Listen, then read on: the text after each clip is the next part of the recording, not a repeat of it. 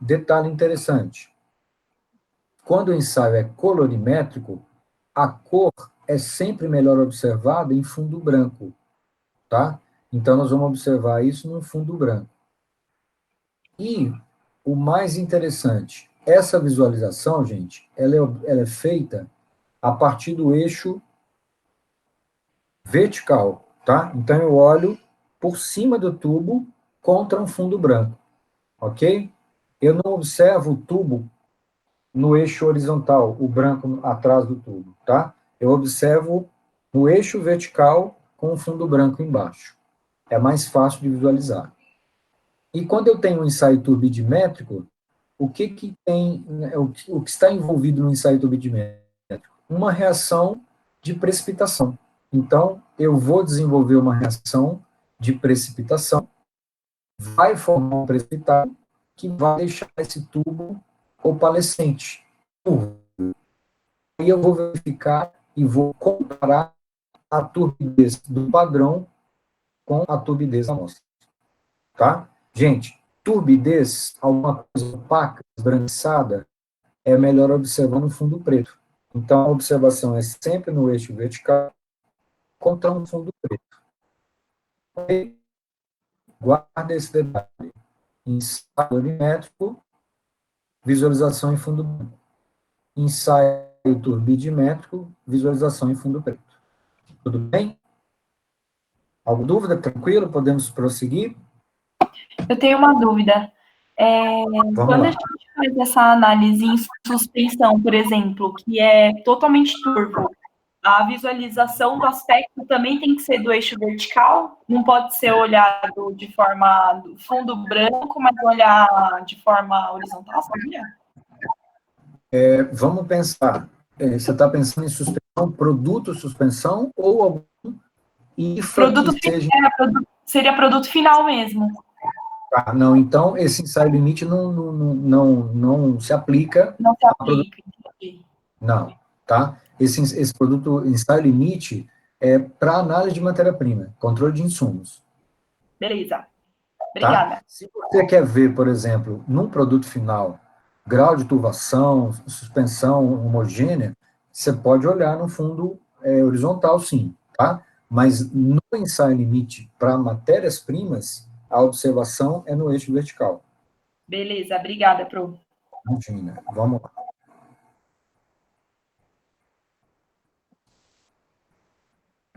Opa, já foi. E aí o seguinte, nós vamos destrinchar o ensaio limite de metais pesados. Tem uma novidade bacana na sexta edição da Brasileira. A sexta edição da Brasileira está fazendo hoje o que a farmacopeia americana fazia até 2018, tá? A partir de 2018, vou comentar com vocês no próximo slide, a americana, ela deixou de fazer o ensaio limite de metais pesados da forma com que a brasileira está fazendo hoje, tá? Ela optou por fazer um outro tipo de análise, eu comento mais lá na frente. Mas isso aqui é a essência do ensaio de limite de metais pesados, tá? Ele é um ensaio colorimétrico, ou seja, no final eu vou ter uma reação de cor e eu vou comparar no fundo branco, tubo padrão, tubo amostra. A novidade é que nesse ensaio limite de metais pesados, ele também trabalha com tubo controle. Então, a gente tem 3 tubos, tubo padrão, tubo amostra e tubo controle. Eu vou detalhar isso para vocês daqui a 2 slides, como é que funciona isso. O que é importante para nós? O ensaio limite de metais pesados pela farmacopeia brasileira hoje, ela pode ser efetuada por 2 métodos. Um é um ensaio limite com formação de partículas sólidas de sulfetos, ou seja, que usa um reagente conhecido como tiocetamida. A tiocetamida é capaz de reagir com qualquer metal pesado e dar uma coloração, tá? Que pode ser um tom mais ou menos de cor de mel, pode chegar a um marrom um pouquinho mais escuro, dependendo do grau de metais pesados presente na sua amostra. E a outra metodologia é uma espectrometria atômica, é absorção atômica, tá? Que é uma técnica muito usada para quando você quer determinar metais, inclusive metais pesados, tá? Então, até então, a brasileira trabalhava só com ensaio limite, metais pesados, e quase não trabalhava com espectrometria de absorção atômica. Agora ela chama atenção, se for interessante quantificar e determinar qual metal pesado está contaminando a sua amostra, tem que ser por espectrometria atômica, tá? Se você só quer saber se o nível de metais pesados está dentro ou fora do limite, aí é o ensaio limite que nós vamos explicar a partir de agora. Tudo bem? Ele é feito no tubo de Nesler, ou tubo de comparação, e a brasileira fala que para o método de ensaio limite, ela traz 5 métodos, 5 submétodos, né? Poderíamos falar assim. A ideia é a seguinte, gente, o método 1 e o 2 são muito parecidos. Qual é a ideia? Quando a sua matéria-prima, quando o seu IFA é solúvel na água, é método 1. Então, qual é o detalhe desse método 1? Você vai pegar o seu IFA e dissolver diretamente no tubo de Nesler, tá? O IFA é solúvel na água e gera soluções límpidas, não tem cor nenhuma que possa interferir no teste. Lembra, o ensaio é colorimétrico, eu vou ver cor no final. Se a minha amostra, quando dissolvida na água, gerar uma solução colorida, eu não posso fazer por esse método. Tá claro? No método 2, eu continuo trabalhando com a ideia de dissolver a amostra diretamente no tubo. A diferença é que eu vou usar um solvente, classicamente acetona, tá? Então, olha a diferença. Método 1, a amostra é dissolvida diretamente no tubo, usando água como solvente. Método 2, ao invés de usar água, eu vou usar acetona para dissolver a minha amostra. Tá bom? Então, método 1 e 2 serve para princípios ativos, ou IFAs, que são solúveis. Tá? Ou em água, ou em metanol. Se o ativo é solúvel, eu uso o método 1 e 2.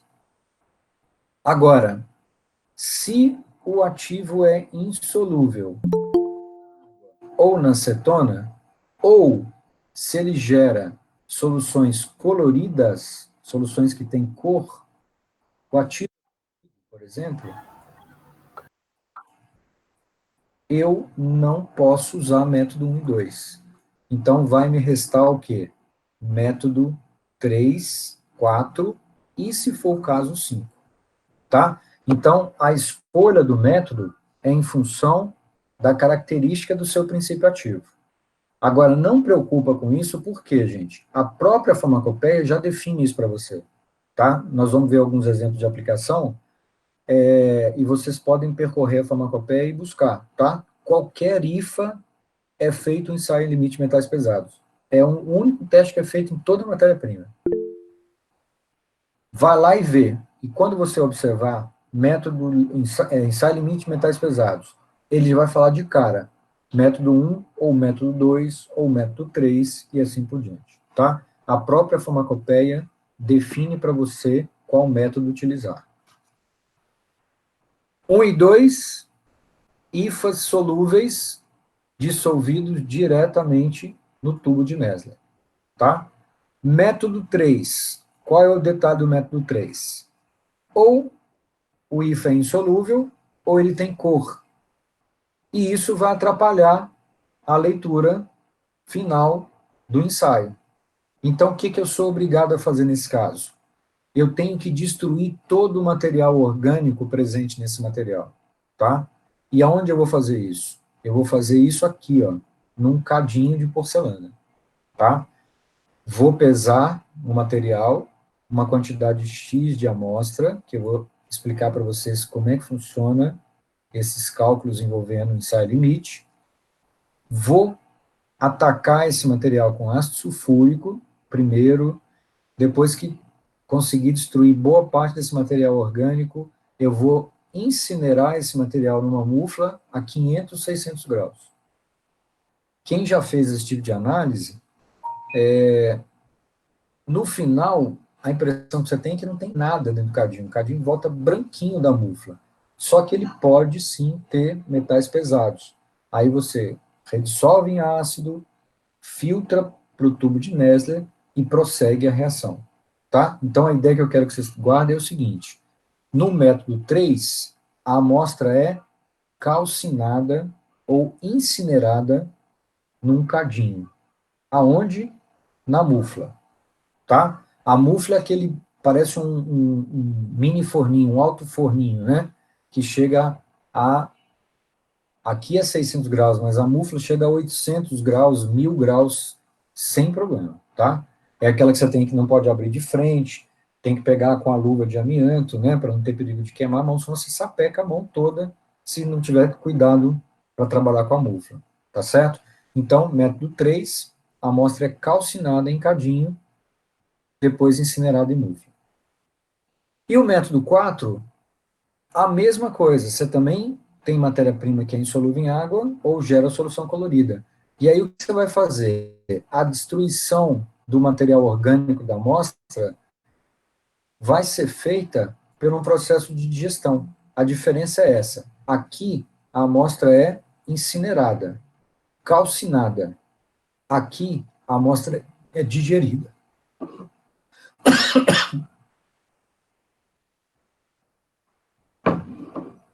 Opa, desculpa.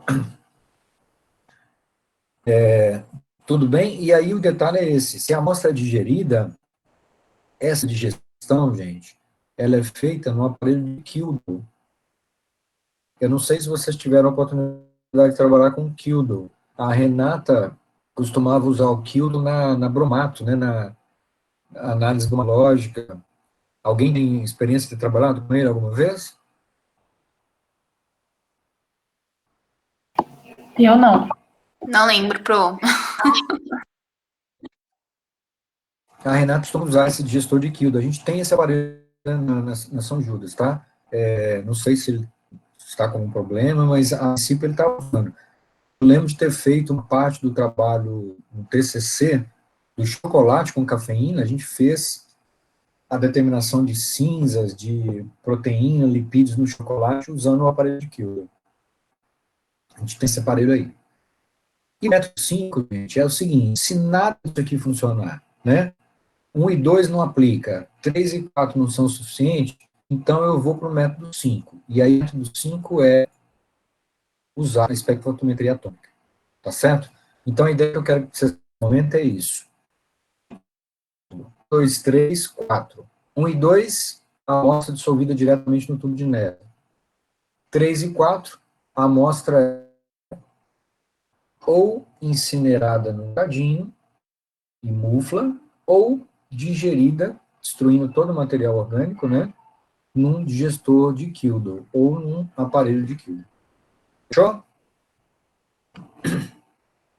Agora, olha como funciona esse ensaio.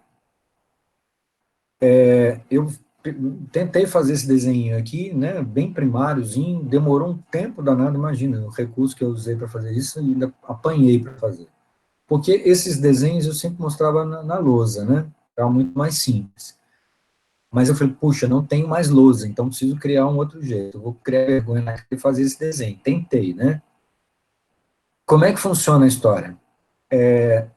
Solução padrão estoque de chumbo. Ela é preparada numa concentração de 100 ppm de chumbo, tá? Essa é a estoque, ela fica armazenada e no dia que você vai fazer o ensaio limite de metais pesados, o que você faz? Você faz uma diluição 10 para 100, ou seja, você dilui essa amostra 10 vezes. Gente, a gente está começando a entender essa história da diluição, né? Eu deixei um exercício para vocês fazerem, e pelo que eu dei uma olhadinha para quem entregou, vocês estão no caminho certo, vocês estão entendendo quantas vezes foi diluída. Concorda que 10 ml de uma solução e levo para um balão de 100, eu estou diluindo 10 vezes? Sim. Por que eu estou diluindo 10 vezes? Me explica. Porque está adicionando uma pipeta de 10 ml num balão de 100. Tá, aí eu pego o quê? O balão e divido da pipeta. É isso? Isso. Sim, Tá. Então, 100 dividido por 10 vai dar 10 vezes. Por que eu estou chamando a atenção nesse detalhe? Porque quando você dilui 10 vezes, o que significa diluir, gente? Diluir corresponde ao quê? A aumentar ou diminuir a concentração? Diminuir. Diminuir. Perfeito. Então, vamos lá. Se eu tenho um padrão estoque de chumbo que tem 100 ppm, quando eu diluo isso 10 vezes, ele cai para qual concentração?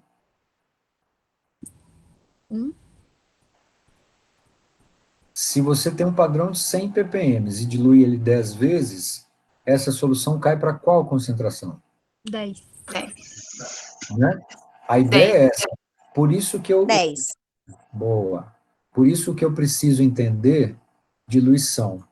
Porque se eu entendo que eu diluí 10 vezes, eu entendo que essa solução agora, padrão, diluída, ela não tem mais 10, não tem mais 100 ppm, ela tem 10 ppm.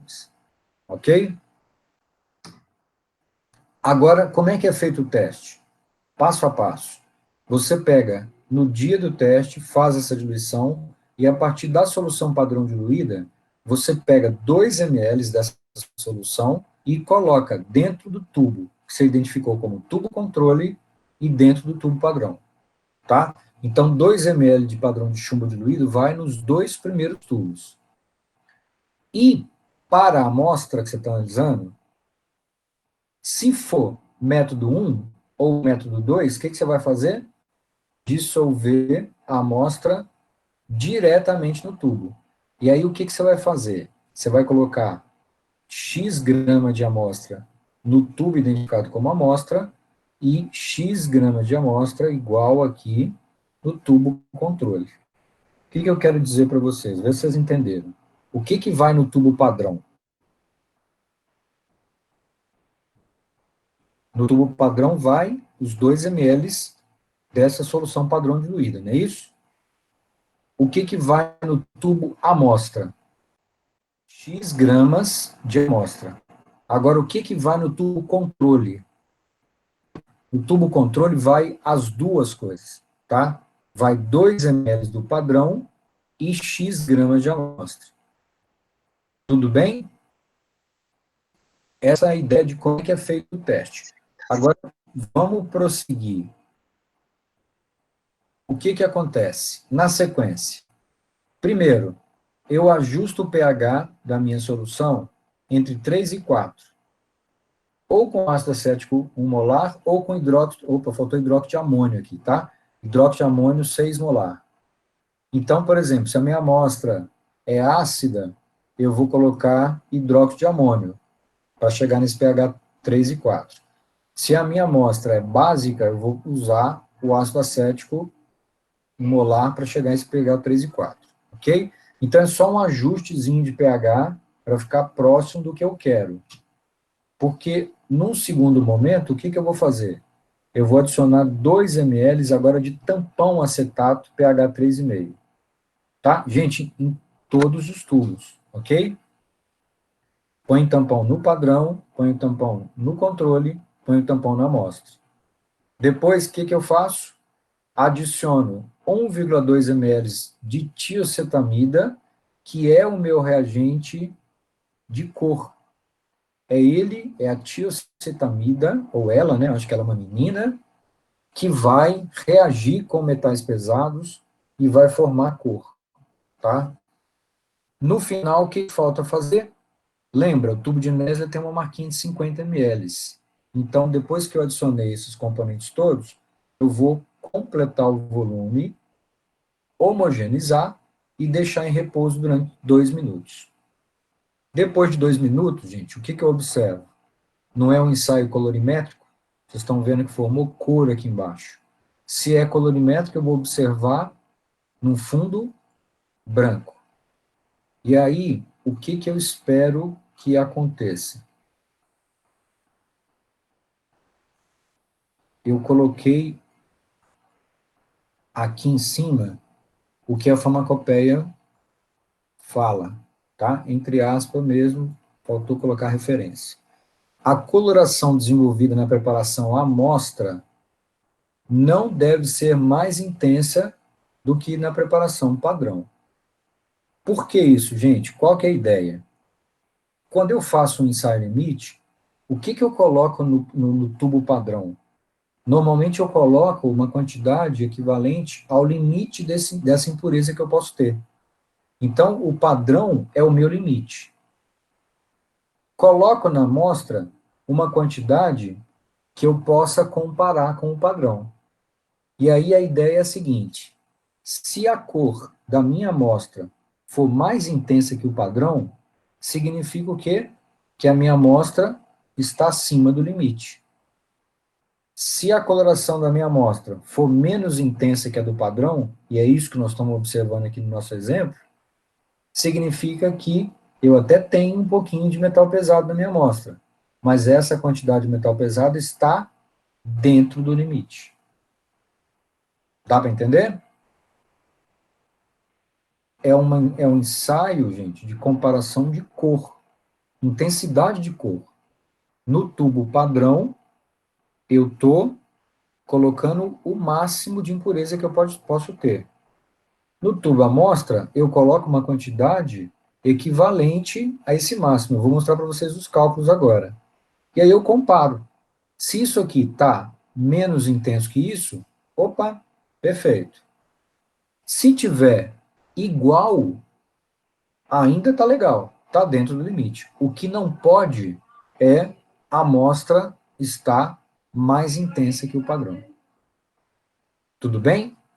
Agora, olha a ressalva. E aí vocês vão entender por que é feito o controle. O teste somente é válido se a intensidade de coloração desenvolvida na preparação controle for igual ou superior àquela da preparação padrão. Gente, dá para entender por que o controle tem que ser igual ou superior ao padrão? Ó, o controle tem que ser maior ou igual ao padrão. Por quê? Alguém aí para comentar por que o controle tem que ser maior ou igual ao padrão? Professor, o controle tem que ser maior ou igual ao padrão, porque no controle você vai colocar a mesma quantidade de padrão. Então, tecnicamente, ele Perfeito. tem que ser igual ao padrão e maior, né, maior que o padrão, porque pode ter uma quantidade da cor da amostra também, se a amostra apresentar uma quantidade. Por Perfeito. isso, igual ou... Ok. Quem que está falando? Desculpa. É a Júlia. Ah, Júlia. Legal, Júlia, perfeito, tá? É exatamente isso. Porque lembra, no tubo controle, ele pode ter metal pesado que vem do padrão e a amostra também pode conter metal pesado. Então, ele vai somar a quantidade de metal pesado dos dois, do padrão e da amostra. Gente, se o tubo controle tiver mais do que a amostra, o que isso pode indicar, hein? Vem cá, ó, vamos colocar essa situação aqui, ó. Aconteceu isso aqui, ó. O tubo padrão tá mais intenso que o tubo amostra. Ó, desculpa, que o tubo controle. O que pode ter acontecido? Qual é a lógica do padrão tá mais escuro que o controle se eu coloquei a mesma quantidade de chumbo padrão nos dois tubos? Perguntinha, desafio para vocês. Talvez na amostra tenha uma quantidade X de chumbo e isso acaba elevando a concentração? Mas pensa, ó, o padrão tá mais intenso que o controle. Se a minha amostra tivesse chumbo, então o controle somaria o chumbo do padrão e o chumbo da amostra. Então ele não poderia estar menos intenso que o padrão. Por que o padrão, ou o que pode ter acontecido se o padrão ficar mais intenso que o controle? Pensa um pouquinho, vou insistir nisso, deixa eu melhorar esse negócio aqui. Será que o Vocês- padrão está mais concentrado, no caso? Não Não, está padronizado? o padrão tem 10 ppm, e você colocou 2 ml exatos, medidos volumetricamente nos dois tubos. Então, você tem que contar que a quantidade de padrão que você tem é a mesmíssima nos dois tubos. Entendi. Entendeu? Certo. Vamos pensar. Lembra da história de qualquer teste, qualquer ensaio que você faz um controle. Qual é a função desse controle? Não é verificar se tem alguma coisa que não está funcionando, se não tem alguma coisa que pode estar interferindo no teste, alguma coisa nesse sentido? A amostra pode estar contaminada, Pro? A amostra pode estar contaminada? Com o quê? Com metal pesado? Não, senão ela ia ficar mais escura, né? Isso, perfeito. Perfeita a colocação. O que eu imagino que possa acontecer é o seguinte: e se a amostra tiver alguma interferência na reação de cor, você não vai observar isso aqui no controle?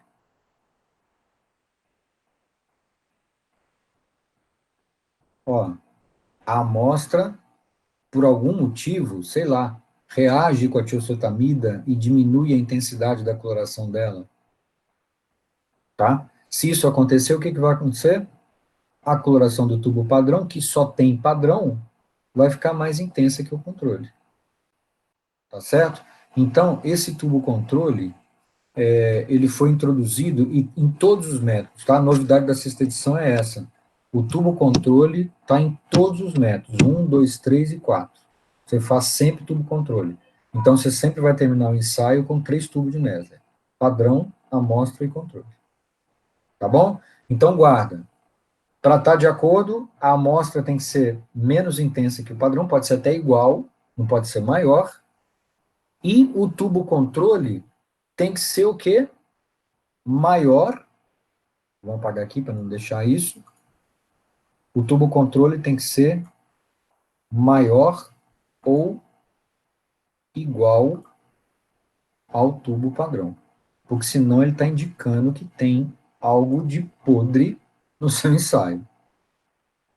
Tá certo? Então, essa é a ideia de como é que funciona o ensaio. Essa é a ideia que eu quero que todo mundo entenda, porque o mais louco da história, lógico que está por vir, que é a parte dos cálculos. Tá certo? Aqui só uma tabelinha, aqueles momentos que a gente não tem muito para fazer, e aí a gente compara o método de ensaio limite, né, de metais pesados, entre a farmacopeia brasileira e as farmacopeias britânica, europeia e portuguesa. O que muda, gente? Os métodos são praticamente os mesmos, tá? Aqui no método 1, a amostra é dissolvida em água. Aqui o método A, a amostra é dissolvida diretamente no tubo. Ela nem fala em qual solvente. O método 2, a amostra é dissolvida diretamente em acetona. Método B, a amostra é dissolvida em acetona. Então, essencialmente, o que muda da europeia, britânica e portuguesa para a brasileira é que em método 1 é o A, método 2 é B, método 3 é C, método 4 é D. Tá bom? O que realmente muda é a farmacopeia americana, que chutou o pau da barraca e é recente, tá? Muito recente isso, ó. Janeiro de 2018, eles simplesmente acabaram com o ensaio de heavy metals, para quem gosta aí, os amantes, acabaram com os heavy metals, que era o famoso método geral 231, e substituíram esse método 231 pelo 232 e o 233, tá? Como a gente não tem mais acesso à farmacopeia americana, eu não sei como que eu consegui esse link aqui, mas eu coloquei para vocês, tá? Quem tiver interesse de saber como é que funcionam esses dois métodos, tem aqui o link para você acessar. A ideia é o seguinte, gente, é feita como é que chama? Ionização de plasma, tá? É uma metodologia relativamente nova, que requer um equipamento sofisticado, caro. Na última feira analítica, eu tive a possibilidade de ir no stand do pessoal que vende esse equipamento. A moça foi super bacana, super solícita, mandou o material, falou que se não tivesse interesse que ela iria na faculdade para fazer uma palestra sobre o tema. Então, assim, se vocês tiverem interesse em conhecer esses capítulos novos da farmacopeia americana, a gente pode tentar agilizar isso, tá bom? Agora, nessa etapa do coronavírus, esqueci que acho que fica tudo mais complicado, né? Então, aqui é só para vocês terem uma ideia que se vocês seguirem farmacopeia europeia, britânica, vocês vão ver lá em método A, método B e C, vocês vão ficar, ué, o que é isso? Tá? Então, o A corresponde a 1, só para você ter ideia, olha aqui, ó, método 3, cadinho, método D, cadinho. Ok? Beleza. Agora, vamos colocar um exemplo de aplicação para a gente poder entender como é que funciona os cálculos referente aos ensaios limites, tá? É um dos cálculos mais interessantes que tem, tá? A princípio parece assustador, mas vocês vão ver que não é não. Com 2 regras de 3 eu resolvo qualquer cálculo, qualquer situação de ensaio limite que eu colocar na sua frente, tá? Estou pegando um exemplo bem cabuloso aqui, ó, rifampicina. A rifampicina é um produto usado para o tratamento da tuberculose, né? Tem uma estrutura monstro aqui, e essa estrutura monstro, cheia de ressonância aqui, ela dá uma característica interessante para a rifampicina. Olha aqui, ó. Ela é um pó cristalino de cor castanho avermelhada a vermelho acastanhado. Na verdade, gente, isso aqui é um bonina, um vinho, uma cor muito intensa, mancha tudo. Eu não me esqueço que foi analisando essa rifampicina que eu cortei meu dedo no laboratório. Quando eu fui fechar o balão quebrou na minha mão, e eu estava de luva, porque a gente estava analisando rifampicina e mancha tudo. E eu lembro que virou tudo assim, eu não sabia se era luva, se era meu dedo, o que que era, foi um negócio horroroso. Eu conto essa história para vocês com calma. Todo mundo tem uma cicatriz de laboratório, para quem trabalha isso todo dia. Júlia, cuidado, tá? Não estou rogando não, mas isso pode acontecer. Toma muito cuidado. Obrigada, professor. Vou tomar cuidado. Solubilidade, olha o outro detalhe aqui. Ela é uma matéria-prima pouco solúvel na água, solúvel em metanol, tá? Ou seja, não é solúvel na água e nem na acetona. Então, isso já te dá uma informação ao que você vai encontrar, provavelmente, no ensaio de metais pesados. E aí, o seguinte, ó. Olha que lindo esses cálculos. Esse é o exemplo que nós estamos pegando da farmacopeia brasileira, tá? Continuação lá da monografia, tem lá, ensaio limite de metais pesados, método geral 5.3.2.3, o método 3. Quem é o método 3? Vamos voltar lá rapidinho, aqui já dá para ver. Método 3, a amostra é incinerada em cadinho, tudo bem? Então, ó, a amostra é incinerada em cadinho, depois que eu destruir todo o material orgânico, eu vou redissolver essa amostra, filtrar para o tubo de Nessler, e aí fazer a reação de cor no tubo de Nessler, tá? Então, toda vez que é método 3, gente, é trabalheira, tá? Esse teste aqui, metais pesados, às vezes demora meio-dia para você fazer, dependendo do material que você tem que queimar, ele é chatinho, você não pode acelerar muito o processo. Eu já vi coisas acontecerem incríveis no laboratório, você atacar o material com ácido, e aí ele parece que ele tem vida própria, ele parece a coisa, ele começa a crescer e pula tudo para fora do cadinho. Aí você tem que começar tudo de novo. Então, tem coisas que não adianta a gente correr, né, querer fazer mais rápido. A matéria-prima, às vezes, demora horas e horas para você incinerar todo o material, só para depois ir para a mufla e depois se finalizar no final do dia. Então, olha, metais pesados, método 3, determinar em 1 grama da amostra, e ele coloca no máximo 0,02%. Ok? Agora vamos destrinchar a parte dos cálculos envolvendo o ensaio limite. Deixa eu só chamar a atenção. Método 3, ele te informa que tem que ser feito num cadinho. Ok? quantidade de amostra que você vai pesar e colocar dentro do cadinho, ele está te dando aqui, 1 grama, tá? O resto, detalhes de quantidade de ácidos que você vai adicionar, tudo o restante tem lá descrito no método geral. O mais importante para nós é como que a gente calcula, quais são os cálculos envolvidos nesse ensaio limite. Um outro detalhe importante, eu não posso deixar de falar, o que é isso aqui, gente? No máximo 0,02%.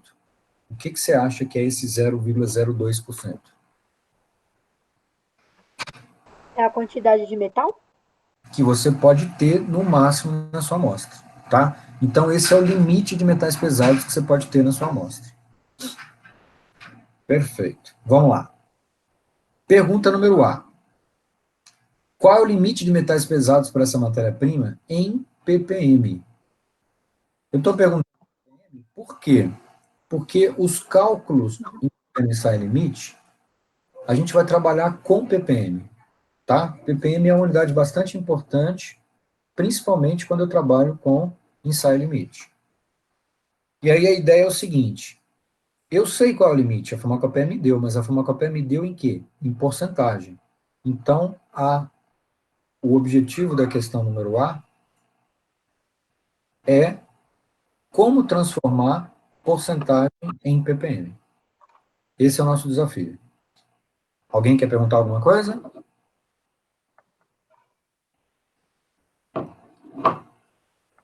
Tranquilo? Então vamos lá. Pronto, só tá falando o número A, mas de resto tá tudo certo. Eu falei número A, né? Ei, Falou Júlia. 2 vezes. Eu achei que ia passar desapercebido, né? Putz, Tá ainda calma, gravei essa relaxa. bobagem, né? Ainda gravei para provar o crime mesmo. Vamos lá. Número A. Qual o limite de metais pesados para matéria-prima em ppm? Ou seja, como que eu transformo porcentagem em ppm? Gente, aqui a gente transforma o que a gente quiser, tá? Transformação de unidade é com a gente mesmo. O que é porcentagem? Você só precisa entender o que é. Porcentagem não é grama por 100? Isso a gente sabe desde a farmacotécnica, né? Pelo amor dos meus filhinhos. Então, ó, 0,002% é 0,002 gramas, certo? Agora, o que é ppm? Vamos recordar isso aqui, porque ppm é uma unidade que vocês usam muito pouco. ppm pode ser miligrama por litro. Essa é a unidade mais usual de ppm. Agora, quando a gente trabalha com ensaio limite de metais pesados, é muito comum eu usar essa unidade aqui, ó, micrograma por ml. Nossa, olha só, o que eu fiz? Eu dividi o miligrama por 1000, cheguei no micrograma. Dividi o litro por 1000, cheguei no ml. Tá? Então, colocar 1000 em cima e 1000 embaixo, o número é o mesmo. Só mudei a unidade. Por quê? Micrograma por ml é muito mais fácil de eu trabalhar com ensaio limite. Nossa, mais fácil? Sabe por quê? Eu não estou medindo litros de solução para colocar dentro do tubo, eu estou medindo mLs para colocar dentro do tubo. Então é muito mais fácil trabalhar nessa unidade miligrama por ml, micrograma por ml, ok? Eu posso fazer a mesma analogia numa relação peso-peso. Por exemplo, ppm para mim também pode ser miligramas por quilograma. Aí eu estou fazendo uma relação peso-peso, tá? O litro, o correspondente ao litro em peso, é o quilograma. E aqui eu posso fazer a mesma coisa, do tipo micrograma por... Quem é o correspondente ao ml em peso? O grama. Tá? Então, ppm, gente, pode ser micrograma por ml, se eu estiver trabalhando uma relação peso-volume, ou micrograma por grama, se eu estiver trabalhando uma relação peso-peso. Tudo bem? Essa parte é importante, senão a gente não entende o cálculo. Se alguém tiver alguma dúvida, fica à vontade. Sim? Tranquilo? Beleza. Tranquilo, pronto. Vamos lá. Então, a pergunta é a seguinte. Eu tenho que chegar em qual unidade? Eu posso chegar aqui, eu estou em 0,02 gramas em 100. Por que eu estou colocando em 1000 aqui embaixo? Porque eu estou pensando em trabalhar com miligramas por litro. E aí, o 1000 ml aqui é o litro, tá?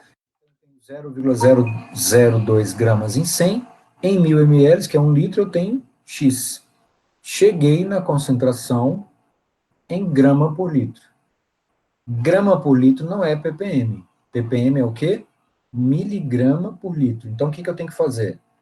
Eu já cheguei no litro, agora eu preciso fazer o quê? Transformar o grama em miligrama. Como que eu faço isso? Dividindo por 1000, tá? Quando eu divido 0,02 por 1000, eu vou chegar na minha massa em miligrama. 20 miligramas por litro equivale a 20 ppm. Então, a resposta aqui é 20 partes por milhão.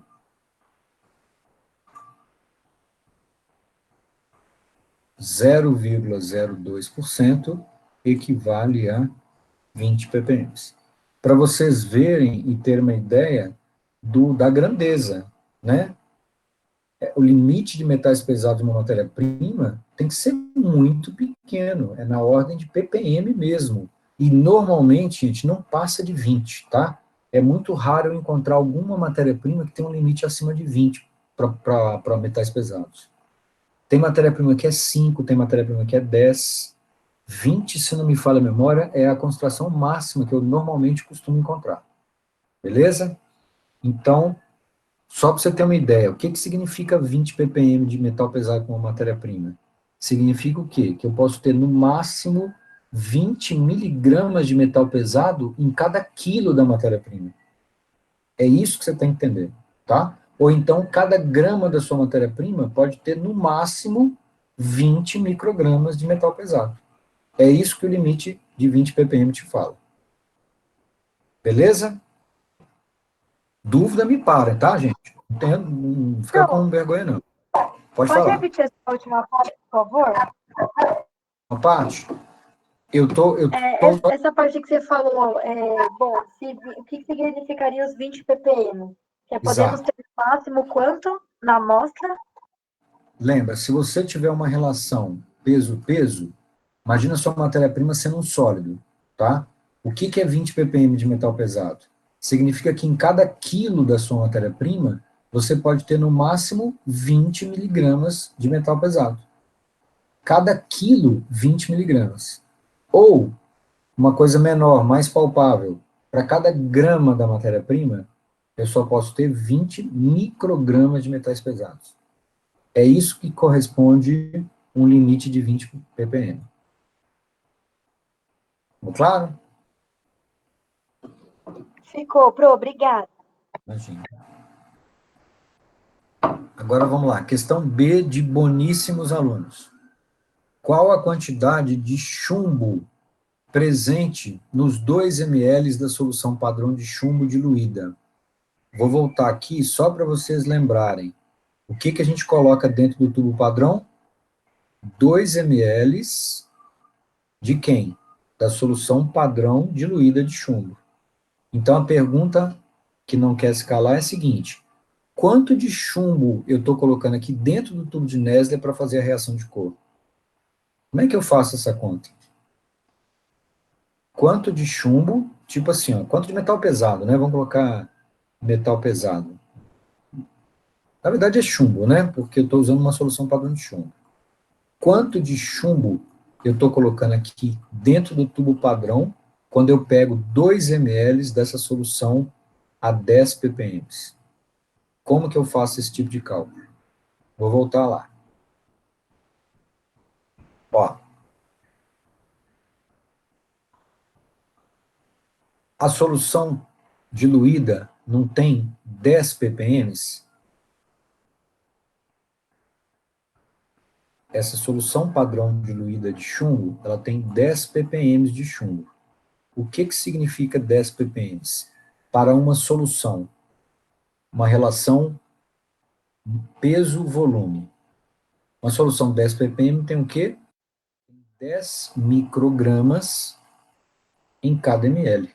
Ó, micrograma por ml. Então é isso.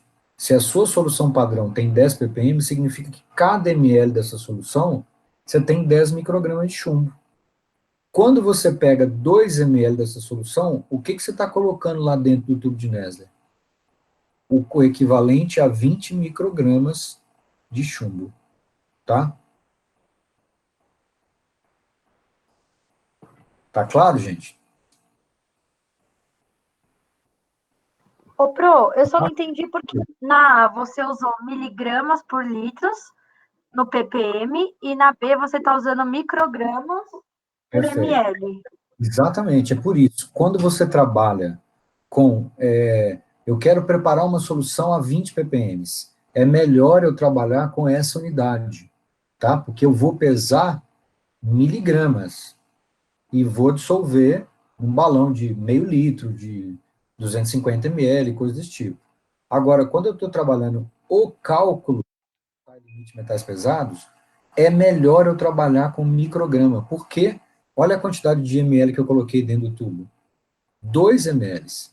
Então, é muito mais fácil eu trabalhar com ml do que trabalhar com litro. Senão, eu teria que colocar aqui 0,002 litro.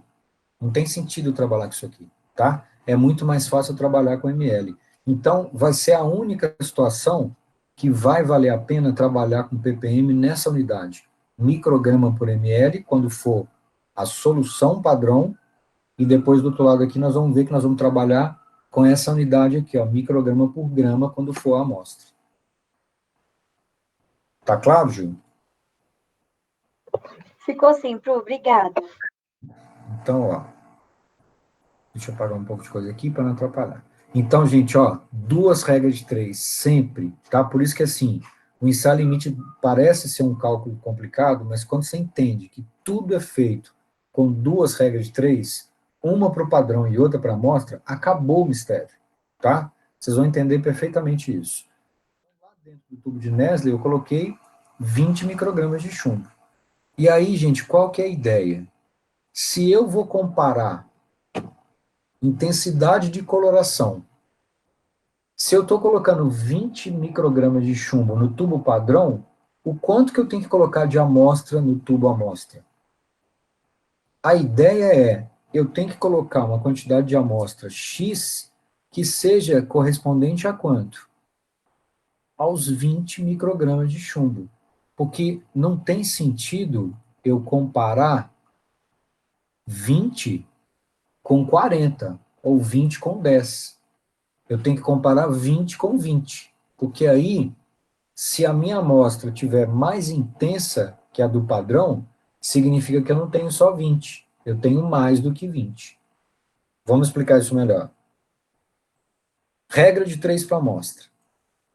Qual é o limite que eu posso ter de metal pesado para a minha matéria-prima? Não é 20 ppm?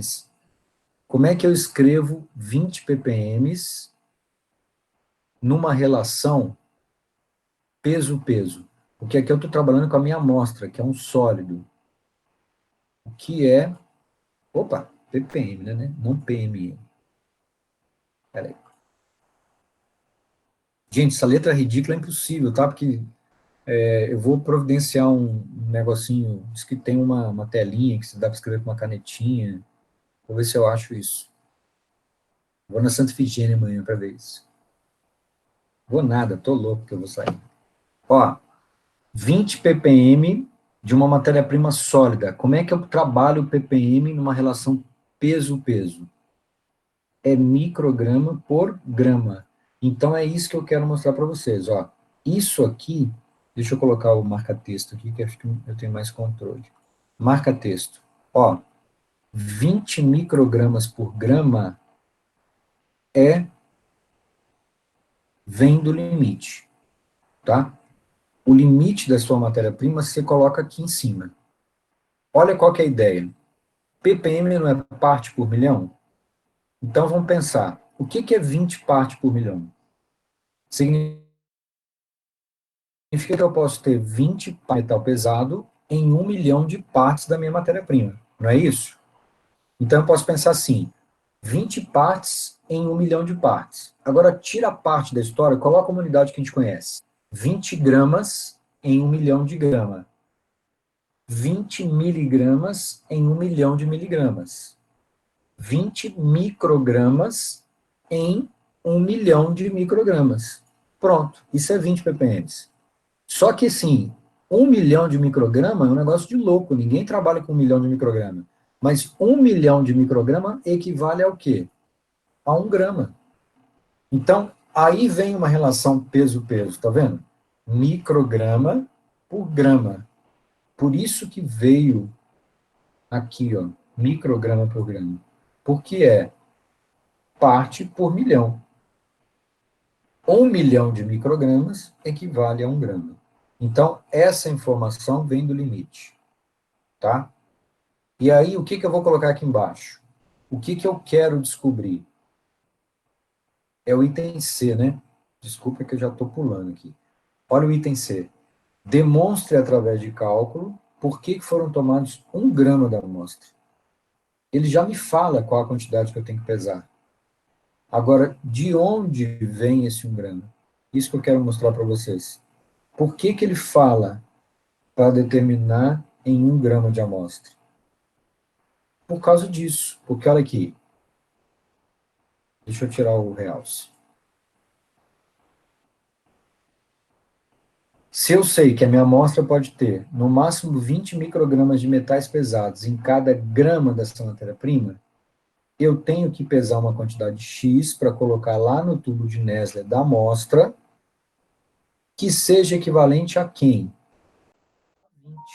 Porque não foi isso que eu coloquei no tubo padrão? Deixa eu voltar lá no desenho, só para mostrar um negócio para vocês. Olha aqui. Lembra, quando eu pego 2 ml dessa solução, eu não coloquei 20 microgramas de chumbo aqui dentro?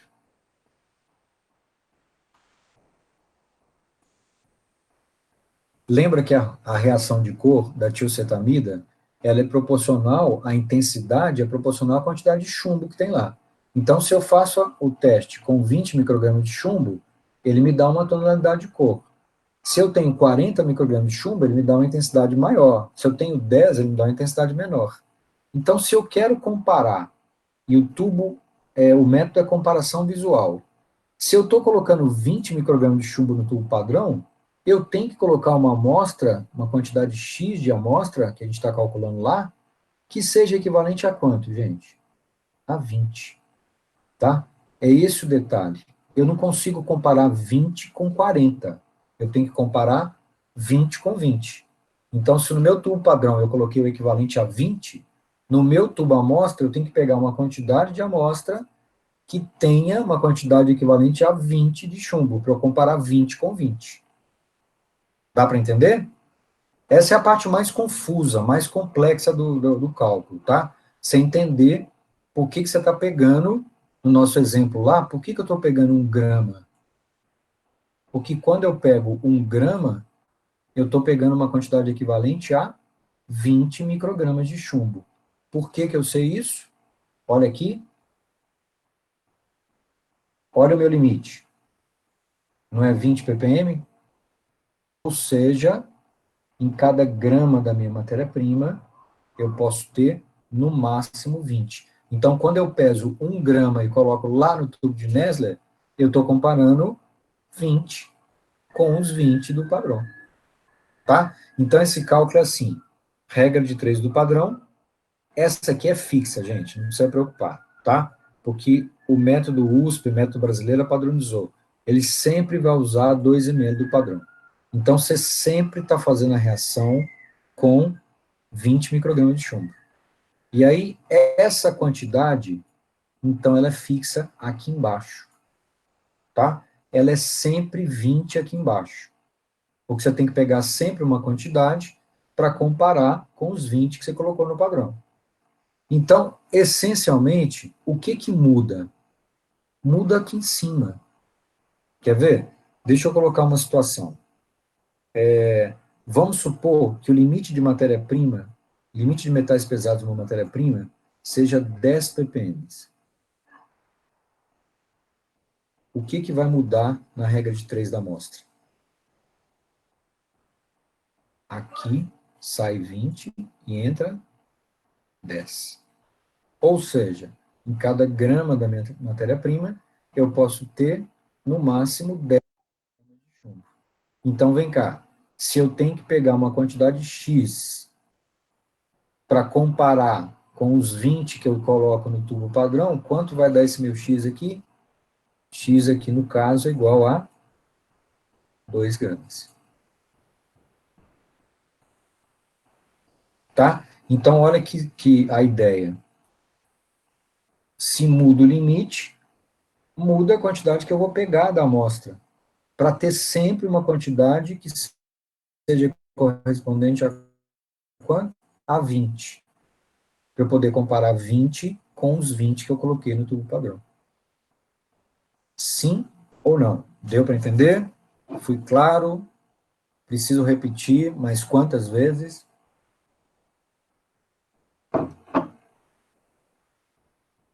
Dormiu todo mundo? Infartou? O que aconteceu? Porque esse cálculo aí é bem dificinho, viu? Tá complicado aqui de raciocinar direito.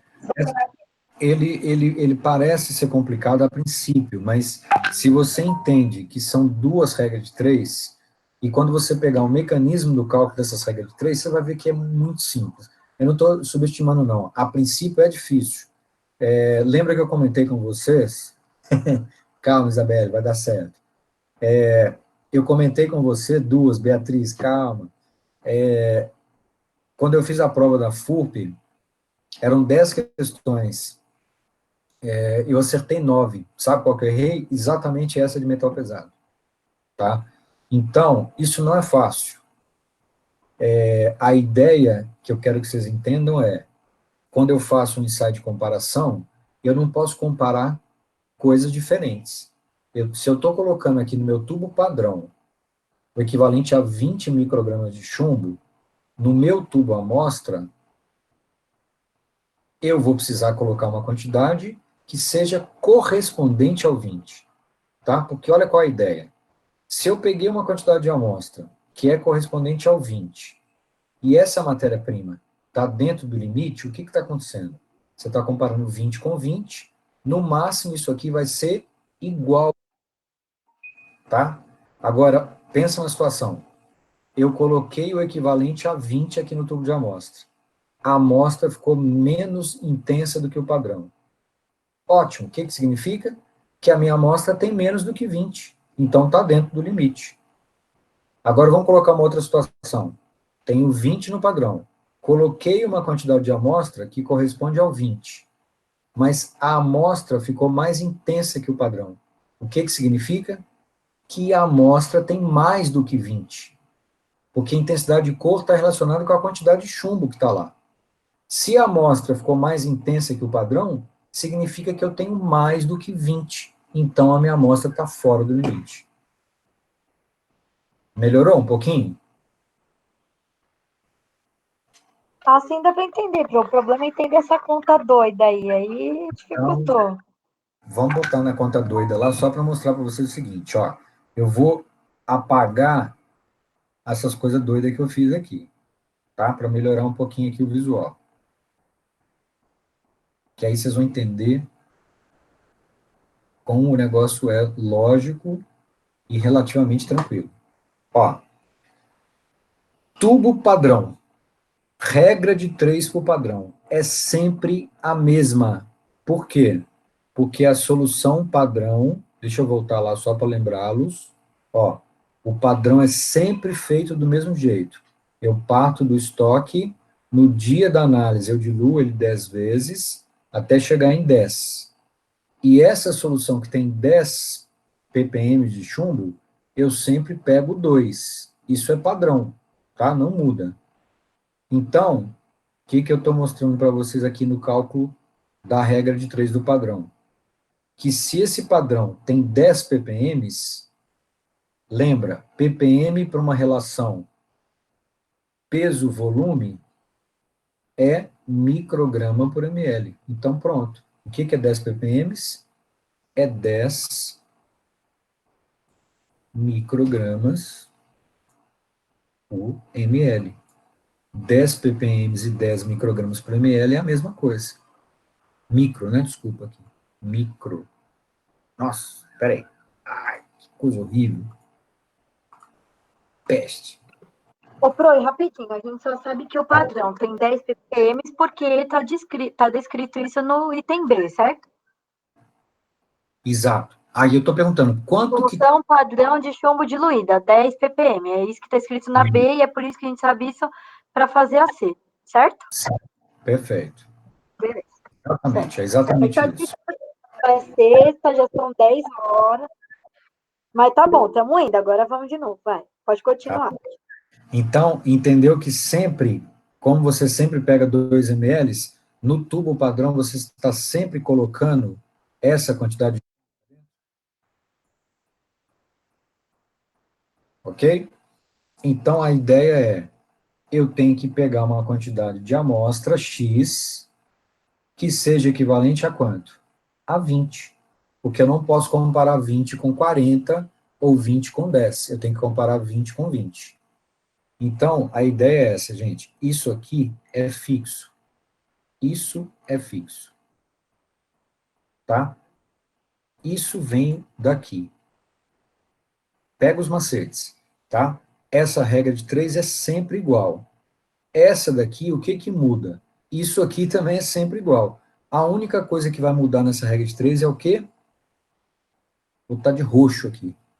É isso aqui, ó. Ó. Se o seu limite é 20 ppm, é 20 micrograma por grama. Se o seu limite é 10 ppm, é 10 micrograma por grama. Se o seu limite é 5 ppm, é 5 micrograma por grama, tá? Então, isso aqui vem do limite. Que pode ser esse, que pode ser esse, ou que pode ser esse. Tá? Então, é esse o mecanismo que você tem que entender. Qualquer cálculo de ensaio limite que eu der para você, eu vou te dar isso. Eu vou te dar o limite de metais pesados, pedir para você, por exemplo, calcular qual a quantidade que você vai pesar da sua amostra. Ou então, eu já vou te dar a quantidade que você vai pesar da sua amostra e vou pedir para você explicar, calcular, demonstrar através de cálculo por que você pegou esse 1 grama. Aí você vai fazer esse cálculo aqui, da regra de 3 na amostra. Tá certo? Lembra, eu estou colocando mais uns 2 exercícios para vocês trabalharem essa ideia aqui, tá? Nós vamos entender isso sem problema, que se você entendeu como funciona o teste e que a regra de 3 do padrão é sempre a mesma, a única coisa que você tem que trabalhar é a regra de 3 da amostra. Então é bem sossegado. Vamos para a questão... Pode falar. Rapidinho, peraí.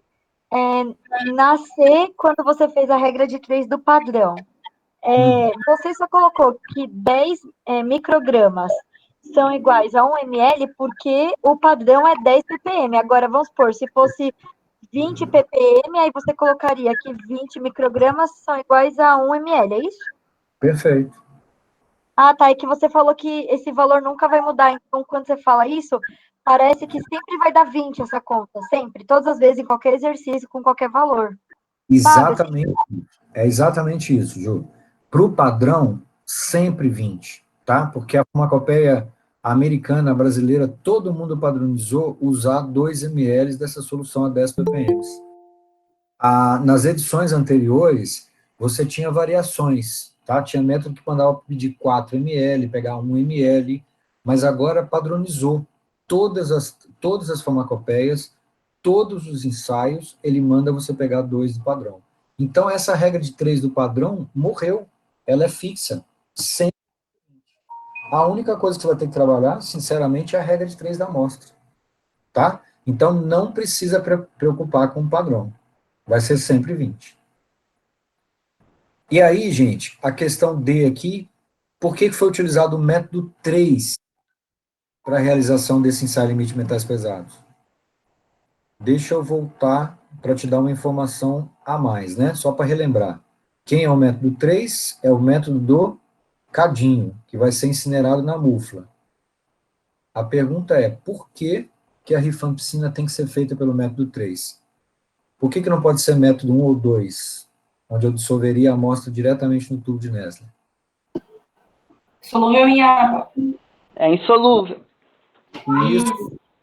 E também um outro motivo forte. Olha aqui, olha a cor do bichinho aqui. Tem cor. Tá? Tem cor. Se tem cor, não dá para fazer por método 1 ou 2. Tá? Se tem cor, eu tenho que destruir todo o material orgânico para eliminar a cor, e aí, se sobrar alguma coisa, pode ser que seja metal pesado. Tá certo? Então é isso, gente. A ideia do farmacêutico é essa. É você entender as coisas, não fazer cegamente, né? Tem a lógica. Por que eles escolheram o método 3? Tem lógica no negócio, não é por acaso. Tá certo? Então, ó, deixa eu ver como é que tá o nosso horário aqui. A gente não pode aprofundar muito, não, já são 10h15, né? A ideia aqui, ó, é o mesmo ensaio de rifampicina, só que é pela farmacopeia portuguesa, com certeza, tá? Olha a forma diferente de escrever. A monografia informa que 2 gramas da amostra satisfazem o ensaio limite C dos metais pesados, entre parênteses, 10 ppm. Prepare o padrão com 2 ml de solução a 10 ppm de chumbo. Gente, é copia e cola, tá? Isso é o que está escrito na portuguesa. Aí eu estou fazendo algumas perguntas. Questão A. Qual o limite de metais pesados para matéria-prima em ppm e em porcentagem? Vocês conseguem enxergar qual é o limite em ppm pelo texto? 10. 10, mas de onde veio 10? Foi daqui ou foi daqui?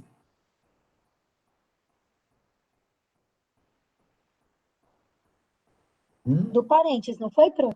Não sei. Parênteses. Isso. Por quê? Olha aqui. Prepare o padrão com 2 ml de solução a 10 ppm de chumbo. Então, isso aqui é o padrão. Isso aqui só pode ser o limite da amostra. Eu estou só mostrando como não é tão claro, né? A farmacopeia portuguesa podia ser mais clara e colocar, obviamente, claramente, olha, o limite é 10 ppm. Não, ele coloca lá, 2 gramas satisfaz o ensaio, entre parênteses, 10 ppm. Então, você tem que enxergar e entender que esse é o limite que você tem para trabalhar. Demonstra por que você pegou 2 gramas. Então, eu quero que vocês treinem isso aqui, as regras de 3, padrão e amostra, e classifica o ensaio limite.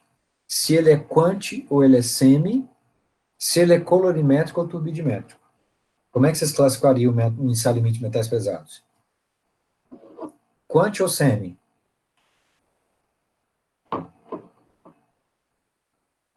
Semi-quantitativo, né? Isso. Por quê? Ficou claro por quê? Eu sei exatamente quanto eu tenho de metal pesado na minha amostra? Não. Eu só sei se está dentro ou fora do limite. Isso é um semi-quantitativo, tá? Não me interessa saber quanto eu tenho de metal pesado, só me interessa saber se esse limite está dentro ou fora. Se essa está dentro ou fora do limite. Tá certo? Colorimétrico ou turbidimétrico? Colorimétrico, né? Então, ele é semi-quantitativo colorimétrico. Fechou? Fechou. Desafio. Isso aqui é atividade para vocês fazerem e me entregar. Tá certo? 2 exemplos, um da britânica e um da brasileira mais antigo, tá? 4ª edição. Eu gosto de colocar esse exemplo aqui, porque, olha que interessante, atende as especificações, método 3, recadinho, usar 2 gramas de amostra, então aqui ele dá o peso da amostra, usar 2 ml de solução padrão de chumbo. Demonstra através de cálculo por que foi tomado 2 gramas. Tá? Muito parecido com o que a gente está acostumado a fazer. Ô, Pro, você vai mandar essa aula pra gente também? Vou, com certeza. Vocês viram que eu coloquei a nossa última aula? Eu disponibilizei para vocês a gravação, vocês viram? Vi sim. Beleza. Fechou. Então, gente, Mas, deixa Pro, eu essa aula já tá no Classroom. Já tá, já. Já. Não, mas eu digo assim, tá o material, né? Mas eu vou postar também, Tá, os slides. tá? Eu posto também a gravação. E aí, gente, um outro ensaio limite que a gente vai falar mais rapidamente agora, porque nosso tempo tá curto, né? Vocês têm que pegar o ônibus para voltar para casa, não é isso? Vamos lá. Sim, Pro, tá mó caos lá fora, você não tá entendendo. Galera correndo por conta do coronavírus, tem que pegar o ônibus rápido. Pois é, tô pensando em quem mora longe, mora em outra cidade, oh meu Deus. Gente, perda por dessecação. Esse aqui é um exemplo clássico de um ensaio limite quantitativo, tá? Porque eu consigo determinar a quantidade de substâncias voláteis presentes na minha amostra. Aqui, o ensaio chama perda por dessecação, e ele é feito usando uma estufa, um dessecador, que é essa figura aqui embaixo, e tudo é feito nesse instrumento aqui, ó, nessa vidraria. Alguém conhece isso aqui? Já ouviram falar nessa vidraria? Já trabalharam com ela? É um pesa-filtro, não é, professor? Pesa filtro. Quem é a Júlia que respondeu? Sim, sou eu. Boa. Só a Júlia conhece isso. Eu imaginava que ela responder mesmo. Por quê? Porque ela trabalha com isso todo dia. Isso aqui chama pesa-filtro, tá? É uma vidraria específica para fazer esse teste. Eu já vi esse pesa-filtro com 1001 utilidades, né? O pessoal colocar areinha para ficar colorido, plantinha, já vi de tudo, tá? Mas esse pesa-filtro é uma vidraria específica para fazer esse ensaio de perda por dessecação. Como é que funciona isso? Ó, você está vendo que tem uma tampinha aqui, e aqui é uma junta esmerilhada. Então, eu consigo fechar e vedar completamente essa vidraria, tá? Porque a ideia é essa, eu vou colocar o material dentro dele para dessecar na estufa ou no próprio dessecador, vou deixar ele aberto, e depois que ficou o tempo na estufa, determinado lá na monografia, eu vou fechá-lo, vou colocar no dessecador para poder pesar. É método gravimétrico, né? Quando você faz uma análise gravimétrica, é aquela análise que você faz o quê? Você pesa a sua amostra antes do teste e pesa a amostra depois do teste. E a diferença te dá o quanto de material volátil, o quanto de umidade estava presente na sua amostra. Tá certo? Então, a ideia é, eu normalmente, pelo menos 1 hora na estufa a 105, para tirar toda a umidade da vidraria. Aí eu pego esse material, nunca com a mão, porque a 105 graus é impossível, eu pego com uma pinça tipo tesoura, vocês estão acostumados com ela, vou lá, pinço o pesa-filtro, coloco no dessecador, para ele esfriar, porque eu preciso pesar. E aí eu peso ele vazio, coloco entre 1 e 2 gramas de amostra, levo depois para secar na temperatura e no tempo que a monografia estipular, desculpa. Se ela não falar nada, nós vamos deixar por 2 horas a 105, tá? Mas tem teste que demora 4 horas de secagem, 6 horas de secagem, isso pode acontecer. E depois eu tiro da estufa, coloco no dessecador para esfriar de novo e peso de novo, tá? Então, toda análise gravimétrica, eu vou ter o peso dele vazio, que eu posso chamar de P0, depois eu vou pesar o peso 1, que é o peso dele com a amostra, antes da dessecação, e o P2, que é o peso dele com a amostra depois da dessecação, tá? Então, essa análise envolve 3 pesagens. Ele vazio, ele com a amostra, antes de secar, ele com a amostra, depois de secar. Ok? Posso fazer esse teste também através de uma análise termogravimétrica, usando uma balança termogravimétrica, né, uma que a gente chama de análise térmica, que é muito sofisticado, um equipamento muito mais caro, e eu posso também, a brasileira adotou isso desde a 5ª edição, a gente poder fazer esse mesmo teste numa balança de secagem. Gente, essas balanças são fantásticas, tá? A gente tem uma dessa, uma italiana, como é que funciona essa balança? Embaixo, balança normal. Quando você abre essa tampa aqui, ó, você tem uma unidade de secagem infravermelha. Então, você coloca o pratinho com a sua amostra aqui, fecha, liga a balança. A lâmpada infravermelho vai aquecer o material, ele vai perder o material volátil, pode ser umidade, e quando a leitura estabilizar, a própria balança te avisa, apita e está na hora de tirar, tá? Você tem balanças hoje com sistema infravermelho, com lâmpada de halogênio, e essa daqui é a mais louca do mercado, que tem um forno de micro-ondas para aquecer a amostra, tá?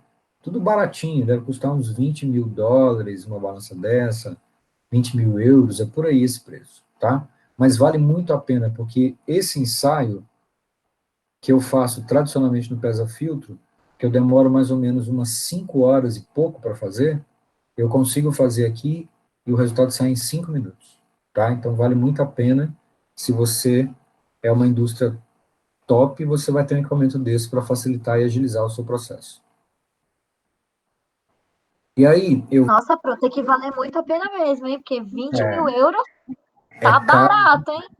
é Meu caro, Deus. é muito caro, mas para um laboratório gigante, né, como uma multinacional, isso não é nada. Ah, isso é verdade. Seguinte, ó, eu vou fazer assim, eu vou colocar esse exemplo aqui de como fazer o cálculo e depois, no nosso próximo encontro, que vai ser é na segunda ou na terça, agora eu fiquei na dúvida. Terça, Pro. Terça-feira. Tá, na terça-feira a gente continua essa parte de ensaio limite, tá? Então aqui, ó, eu estou pegando um exemplo da farmacopeia brasileira, cloridrato de fenidramina, né, um antihistamínico, ensaio de perda por dessecação, ele fala assim, ó, determinar em 1 grama de amostra, dessecar estufa a 105 por 3 horas, no máximo 0,5%. Então, gente, olha, a farmacopeia acostuma com essa ideia, né? Ela é meio curta e grossa, né? Parece que está faltando informação aqui. Não está faltando absolutamente nada, porque olha só, você sabe quanto que você tem que pesar da amostra, você sabe que você tem que dessecar em estufa, qual temperatura, durante quanto tempo, e esse no máximo 0,5 é o quê? É o limite de metais, de umidade de materiais voláteis que você pode ter na sua amostra. Tá certo? Então, pergunta: qual o objetivo do ensaio em questão? O objetivo do ensaio de perda por dessecação é determinar a quantidade de materiais voláteis, tá? Que pode ser umidade. Tudo bem? Lembra, quando eu falo determinar a quantidade, eu já estou deixando claro que é um ensaio quantitativo. Tudo certo? Deixa eu mostrar para vocês só um detalhezinho aqui, ó. No caso de ser a água a única substância volátil, basta determinar o seu teor segundo os métodos lá descritos no ensaio, no método geral 5.220, que fala sobre determinação de água, tá? Então, quando a umidade é água, eu posso chamar, quando o material volátil é água, eu posso chamar de umidade, determinação de água. Quando eu não sei se eu chamo de materiais voláteis, ok? Materiais voláteis pode ser umidade, pode ser resíduo de solvente orgânico também, né? Resíduo de síntese de solvente orgânico. Questão B. A partir dos dados a seguir, calcule a porcentagem de impurezas voláteis presentes na sua amostra. Então, gente, na prática, o que a gente faz? A gente pesa o pesa-filtro vazio, tara o pesa-filtro, né? Pesa ele com a amostra, cerca de 1 grama, né, que é o que ele está pedindo aqui, e depois leva ele para a estufa, fica lá as 3 horas a 105 graus, tira, deixa no dessecador para esfriar, para pesar. Essa passagem pelo dessecador é essencial, gente, porque senão você não consegue pesar, Se você tirar o pesa-filtro da estufa a 105 e tentar pesar, você não consegue, porque a leitura não estabiliza, tá? Ele tem que resfriar, chegar à temperatura ambiente, para depois você poder pesar. Tudo bem? Então, ó, 3 valores de pesagem. Tudo com 4 casas, para deixar claro que isso foi pesado numa balança analítica. Ok? Olha lá. Eu quero saber qual a porcentagem de umidade ou de materiais voláteis presente nessa amostra. Gente, não decora a fórmula não, tá? Vai por dedução, que fica fácil de se entender e você guarda por muito mais tempo. Todo ensaio que envolve perda, como é que você ensaio? Você vai considerar quem como 100%? O 100% é o peso da sua amostra. Sempre. Tá? Quando você faz um ensaio que envolve perda, quem que você considera como 100%? O peso da sua amostra. Então, quem me dá o peso da minha amostra? Vai ser a diferença do quê? Do peso do pesa-filtro com a amostra, subtraído do peso dele vazio. Concorda que se eu tirar isso aqui disso, eu vou ter o peso da minha amostra? Então é isso que nós vamos fazer. É isso que nós vamos chamar de 100%. Isso menos isso. E aí, se eu quero calcular qual foi a perda, já direto em porcentagem, quem vai me dar a perda de quanto eu perdi de material? Vai ser o quê? O peso do pesa-filtro com a amostra antes menos depois ou depois menos antes? Pensa. Antes menos depois ou depois menos antes? Qual a lógica? Depois que eu desseco a 105 graus por 3 horas, esse material vai pesar mais ou menos do que ele tinha inicialmente. Menos. Isso. Se ele vai pesar menos, eu só posso fazer o quê? Isso menos isso. Porque essa fórmula não pode dar negativo. Tá? Então, olha como é lógico. Chama de 100% o peso da amostra, que é dado cheio menos vazio, e a perda vai ser o quanto eu perdi de peso entre o antes de dessecar menos o depois de dessecar. Se eu faço essa conta, pronto. Isso vira uma fórmula, tá? Se você decorar a fórmula, você vai confundir na prova e você vai deletar no dia seguinte. Quer dizer, no mesmo dia da prova você já deleta. Então, se você entende dessa forma, você guarda por um bom tempo. Fazendo o cálculo, eu chego em 0,52. E aí a pergunta que não quer se calar. A partir dos dados, nós calculamos a porcentagem, e aí vem o mais importante. Aprove ou não a matéria-prima em questão. A pergunta que não quer se calar, no final da noite, em plena 10h30 da noite.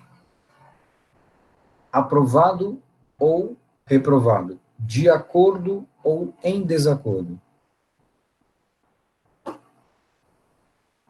Deixo para vocês. Vai, Júlia. Vai, Juliana. De acordo, né? A 0,52 está de acordo, é isso, Júlia? Sim, tá de acordo.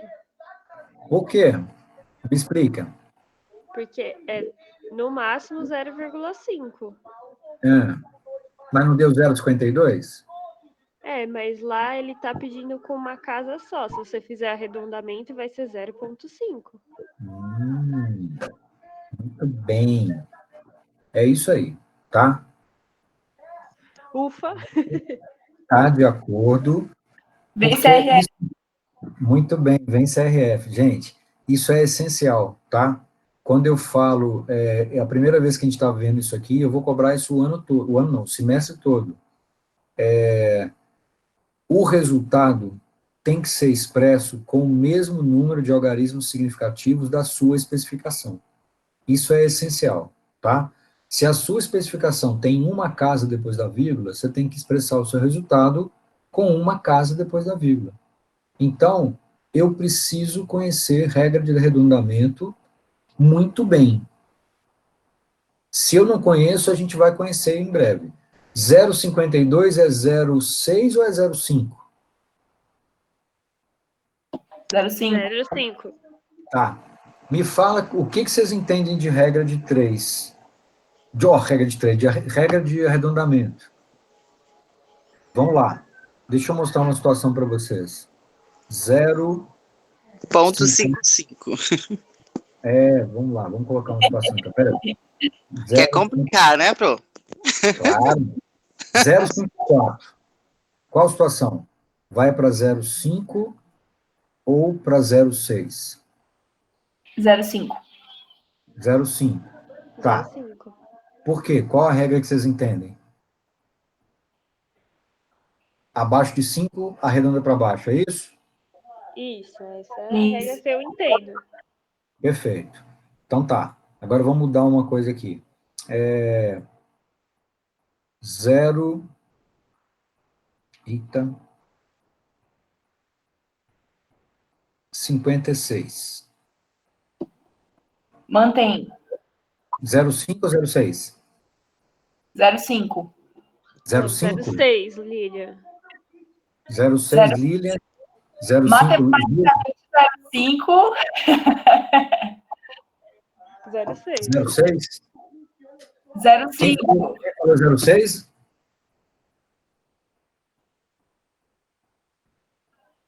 Quem falou 0,6 foi o Matheus? Ô, Fernando, tudo bem? Espera aí, deixa eu ajeitar aqui que estava muito avacalhado. Então, qual é a lógica? Acima de 5, arredonda para cima? Eu aprendi na matemática, pelo menos, que quando você tem número par acima, 0,56 ou 0,58, você mantém, mas isso na matemática. Na farma, a gente arredondava para cima. Tá. Então, deixa eu te mostrar a lógica da regra internacional de arredondamento. O 0,54, correto. Arredondado para 0,5 porque está abaixo de 5. O 0,56, quem arredondou para 0,6 está correto. Por quê? Porque está acima de 5. Agora, e quando é o 5? 0,55, arredonda para 0,6 ou para 0,5?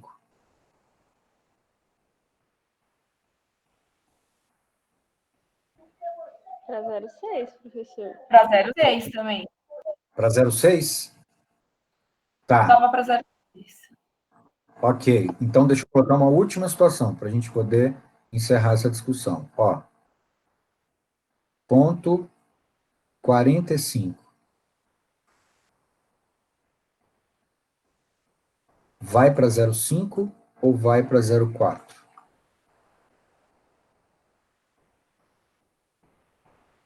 Ponto 40. Vai para 0,5 ou vai para 0,4?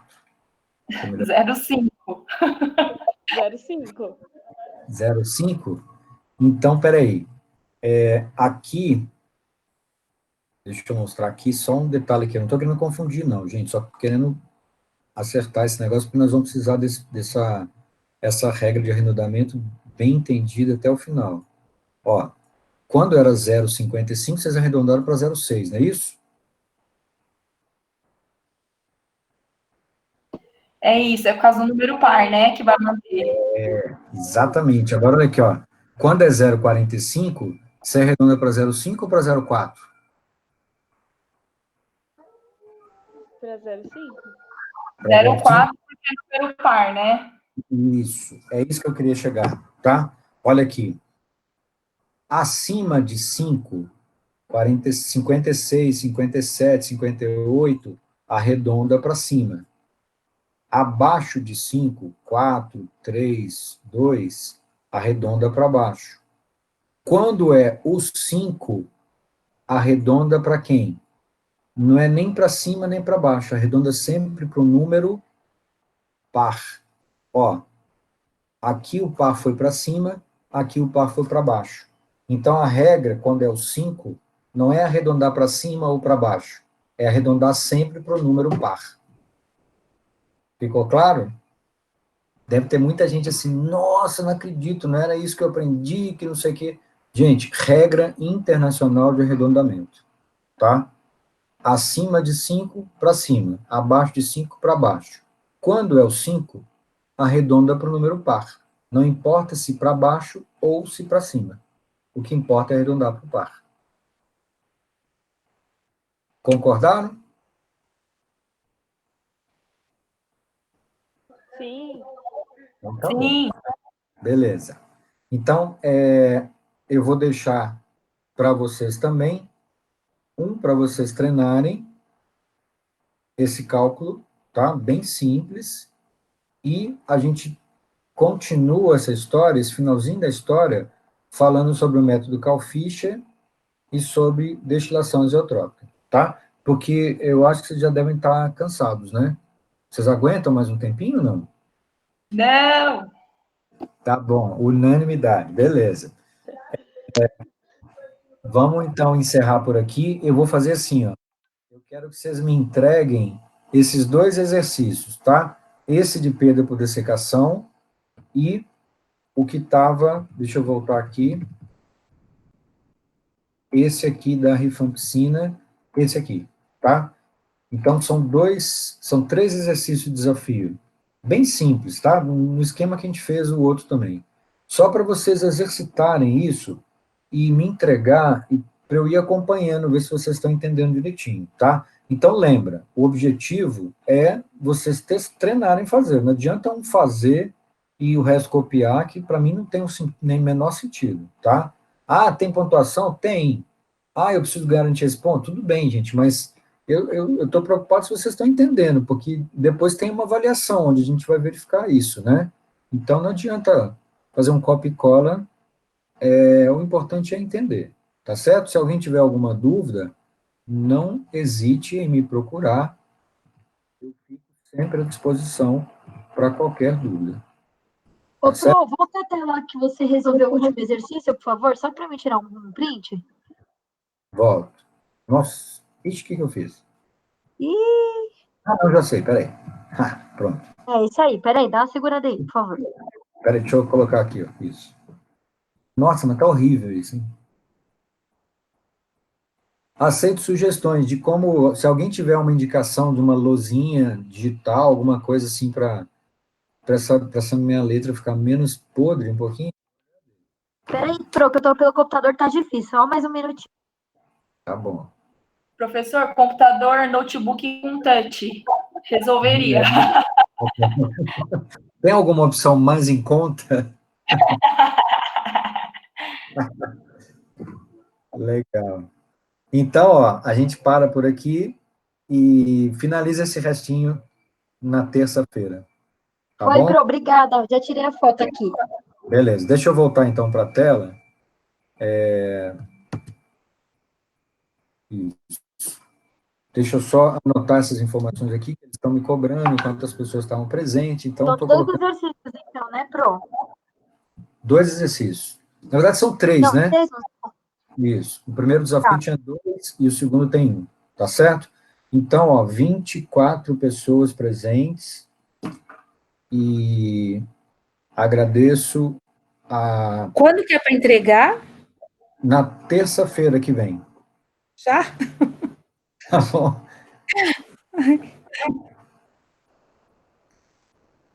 Pro, coloca lá no Classroom, por favor, para a gente conseguir pegar direitinho.